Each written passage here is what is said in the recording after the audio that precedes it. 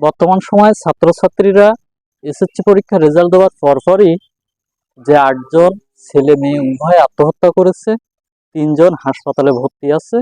প্রতি বছরই এটি আত্মহত্যা এসএসসি বা ইন্টার পরীক্ষার পরপরই এটা হয়ে থাকে। এটা কেন হবে রে ভাই? আত্মহত্যাই কি খুব ভালো একটা বিষয়? আত্মহত্যাই কি আমাদের করতে হবে? তাহলে তো পড়াশোনা করা লাগতো না, আত্মহত্যা করেই ভালো একটা সমাধান আমরা পেয়ে যেতাম। ভবিষ্যতে যে সকল ছাত্রছাত্রীদের রেজাল্ট খারাপ হওয়ার সম্ভাবনা আছে বা খারাপ হতে পারে, তারা এখন থেকে ভালোভাবে পড়াশোনা করুন। আত্মহত্যা করলে যে সমাধান হবে এটা কোনো বিষয় নয়। আত্মহত্যা মহাপাপ, আত্মহত্যা করা যাবে না। আত্মহত্যাকে না বলুন। আর আমি গার্জিয়ান পক্ষদেরকে বলতে চাই, ছেলে মেয়েদের প্রতি এত বা কি প্রেশার দেন আপনারা যে তারা আত্মহত্যার পথ বেছে নেয়? কেন তারা আত্মহত্যা করবে? আপনার পাশের বাড়ির একটা ছেলে বা একটা মেয়ে গোল্ডেন প্লাস পেয়েছে বলে আপনার ছেলে বা মেয়ে যে গোল্ডেন প্লাস পাবে এটা তো বিষয় না।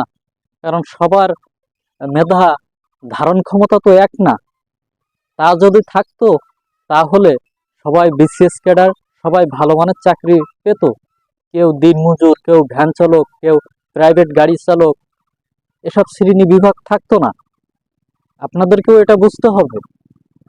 আপনারা কেন ছেলে মেয়েদের প্রতি এত প্রেশার ক্রিয়েট করেন যাতে করে তারা সম্মানের দিকে তাকিয়ে কথা সহ্য করতে না পেরে আত্মহত্যার পথ বেছে নেয়? আপনারা কেমন ছেলে মেয়ে পিতামাতা হয়েছেন যে আপনাদের ছেলে মেয়েকে আপনারা কন্ট্রোল করতে পারেন না, কন্ট্রোলের বাইরে চলে গেছে? এটি খুবই দুঃখজনক বিষয়। বর্তমান সময় অধিকাংশ ছেলেমেয়েরা আত্মহত্যার পথ বেছে নেয়। এটা খুবই একটা নেক্কারজনক বিষয়। তাই আমি আবারও বলতে চাই, ভবিষ্যতে যে সকল কোমলমতি শিক্ষার্থী ভাই ও বোনেরা এসএসসি পরীক্ষা দিবেন, হয়তোবা অনেকেই আবার ফেল করবেন। ফেল পাস দুটো মিলেই জীবন। এই দুটো নির্ধারিত, হয় কেউ ফেল করবে, অধিকাংশ পাস করবে, আবার ভালো রেজাল্ট করবে। কিছু সংখ্যক ফেল তো করবেই।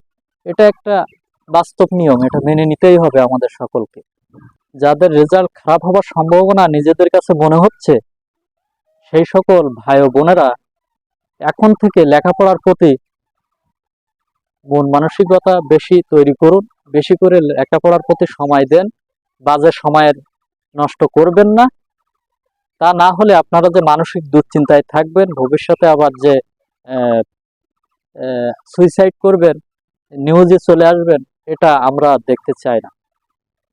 আর আমি আবারও গার্জিয়ান পক্ষদের কাছে বিষয়টা নজরে আসার জন্য বলছি, আপনারা আপনাদের ছেলে মেয়েদের প্রতি সজাগ দৃষ্টি রাখুন। কিভাবে বেড়াচ্ছে, কোথায় যাচ্ছে, কি করছে, কেন ভালোভাবে লেখাপড়াটা হচ্ছে না, কেন খারাপ রেজাল্টটা হচ্ছে, এর পয়েন্টগুলো বাইর করে সমাধান করার চেষ্টা করুন। তাহলে আর অকালে কোনো ছাত্রছাত্রীদের জীবন ঝরে পড়বে না।